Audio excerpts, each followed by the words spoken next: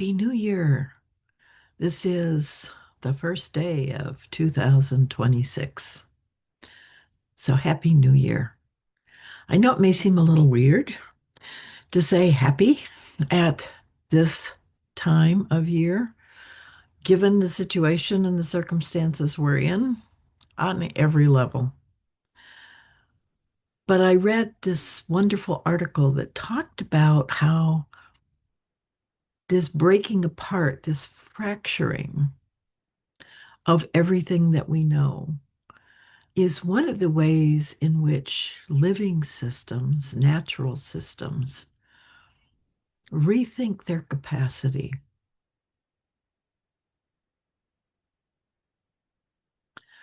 When things become whole, WHOLE, single units, whole systems, there's a process by which that happens.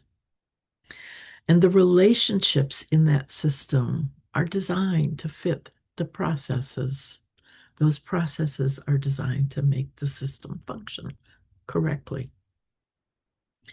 But when it becomes too complex, when there's too much to hold in those old structures, then things fracture. They break apart to give space to a new way of being. And that's what's happening now. Now, that space may take 100 years to reform or more, but it's still always in process of reforming. So there is a death that we mourn and a birth that we should be curious about at the same time. I really liked that way of thinking about things. There's something very rich about acknowledging where we are and the pain that that causes. And at the same time, recognizing the love of life that so permeates our planet that it is an opportunity to be different and better than it has been in the past. This is the year of the horse. And so I want to share with you a little something about that.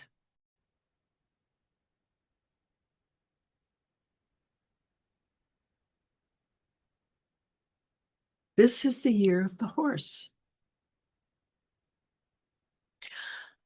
And I am born in the year of the horse. So this is my year. So I welcome you to the year of the horse. So the gifts of the horse is trailblazing energy and visionary leadership, rapid progress and momentum. So this is going to be a fast year, folks. And at the same time, I'm going to caution us to slow down. It's passion-fueled creativity and charisma. It's a collective breakthrough through teamwork and collaboration.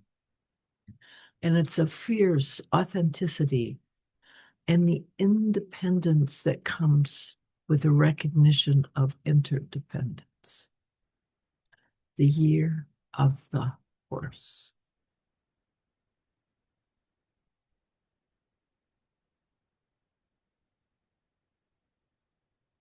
I want you to fall in love with Earth again. We always say we love the Earth. Oh, I love being outside. I love walking in nature. And that's fabulous. But that's you. That's all about you. It's about what nature is giving to you. So, my question to you is what are you giving to nature? And more importantly, how would she know that you love her? How would she recognize that? What actions are you taking that tell her you care? So I want you to slow down. I want you to put your hands in the soil, truly, really. We talk about being different, but we don't change. So I'm asking you to change your actions, to do things this year you've not done for a while, or to do them differently. in a way that the earth can recognize the care you have for her. So put your hands in the soil. Feel that dirt underneath your fingers. Recognize what it is. The billions of life forms that are there for you. They are what make life on earth possible. They are working always to make your life possible. They hold the rain. They give us air, oxygen. Life on land happens because of water in the soil, giving life to the life in the soil. When there's water in the land and life on the soil, everything on land functions well. So slow down. Put your hands in the dirt and pay attention to critters. I don't know if you remember. I do. I remember my youth. I remember the caterpillars. Do you remember those? The red and black little furry things that used to wiggle along the road.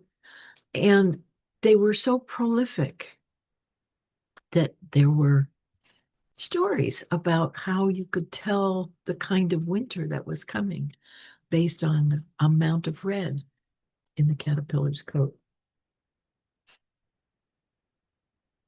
I haven't seen caterpillars in years, but I want to share a little bit about caterpillars with you.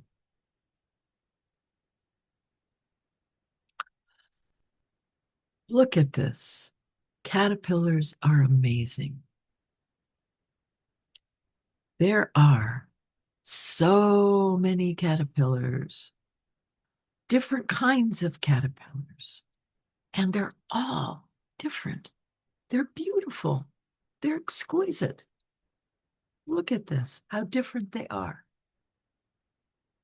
And they're disappearing. We're not seeing butterflies because we don't have caterpillars. There's a disassociation between these worms and the beautiful things we love. We don't value them. So I'm charging you this year to go out in your backyard, to go out into wildness wherever you can find it, and look for caterpillars this spring. See if you can find them. Watch and enjoy them. What can you do to keep caterpillars alive around you? Stop using pesticides. Talk to your neighbors about stop using pesticides. Share with your neighbors. That's a new behavior. Have the courage of your convictions to share those with your neighbors. Not as, gee, you need to get out and do this, but as welcome. Look at this. Isn't this wonderful? Enjoy this with me. Let's have more of this. Why is it important? This is the change you can make in your life, in your neighborhood, to let nature know that you love her. Get curious.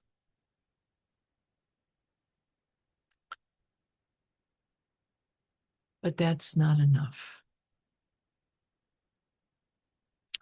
There's a lot more that we need to do. Stopping heat. We're all worried about carbon. Carbon's like the cover on a pot. And so you take the cover off. Yes, it cools it down a bit. But we're not stopping the fire underneath. And that's what needs to happen. And that's water. Water is what stops the fire underneath. So shift your attention from worrying about carbon, which you can't do anything about anyway. It's only trees that can really do anything about carbon. So if you really care about carbon, replant forest. Forest, not trees, forest. We need Forest. Forest is what gives us rain. Forest is what makes it cool. So what can you do about cooling? Actually, you can do a lot about cooling. We're going to be hosting a class this spring. It's the work of Bill Zidek as cataloged in a wonderful series of films called Thinking Like Water. And I want to share a photograph from that film, or that series, actually.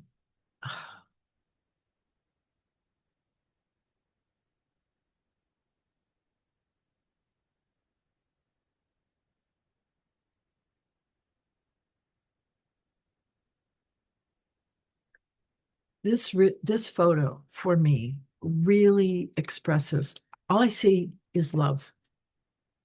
I see people looking at the land, understanding how water needs to be there in order to stay there, because that's the key. We need to keep the water we get, and you need to prepare for that before the water comes. So these people are out creating ways for water to slow and spread and sink.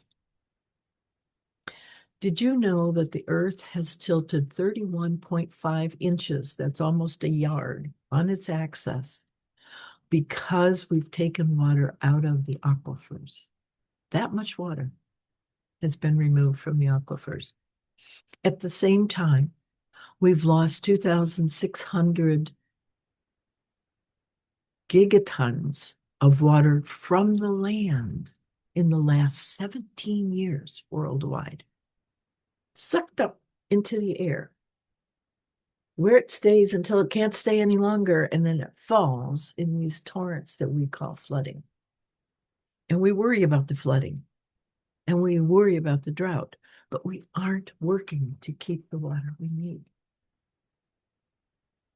So learn how. We'll help you with that.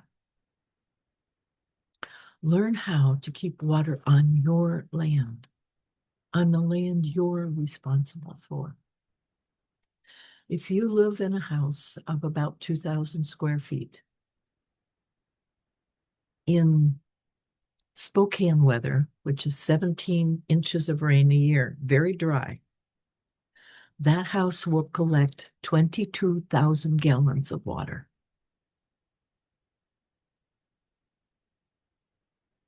It's a lot of water. It should stay on your land. It should not go down the drain and back into the river. We do that. We get rid of that water. It goes back into the river and back into the ocean, but we need it on the land. That's where we need it. That's where it makes a difference. That's where you can cool the space you're in by keeping the water that's there. Water is not happy. It's only happy when it's in the land. It's only happy when it's running in bubbling brooks and we hear that wonderful sound. When it's raging in torrents, when it's pouring in deluges, it's not happy. It's doing that because it has no options. The planet is so hot. That is the only thing it can do, is it tries to stay away from that heat and then can't do it any longer. And it causes nothing but destruction when it arises. So take this year to learn about water retention and what that means. Bill Zidek, who this film is showcasing, has many, many different ways to help us understand what water needs in order to stay on the land, to slow, sink, and spread. And this is where you can come in. This is where your actions can show the earth that you love her. So plant.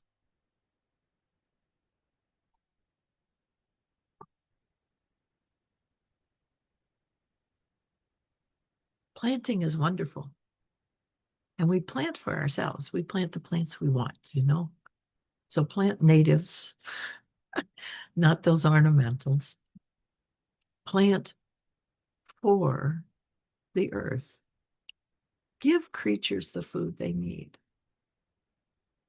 Those flowers are beautiful too. Let them have some of those vegetables in the garden. It's okay. There's enough for everybody. Putting your hands in the dirt. Learn about soil. It's an amazing thing. It's not simple. It's very complex. I mean, there's billions and billions and billions of life forms in a teaspoon of dirt.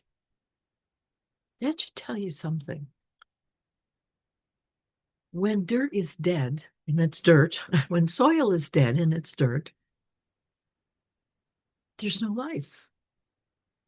It can't hold water. Water runs off. It's only life that holds water. So do what you can to bring life back into the place you call home, right where you live.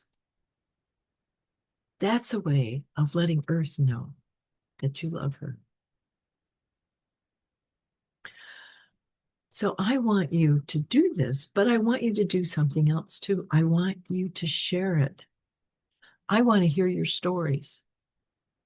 On the network, you can post articles, write them, collect them, share other people's stories, share your own insights.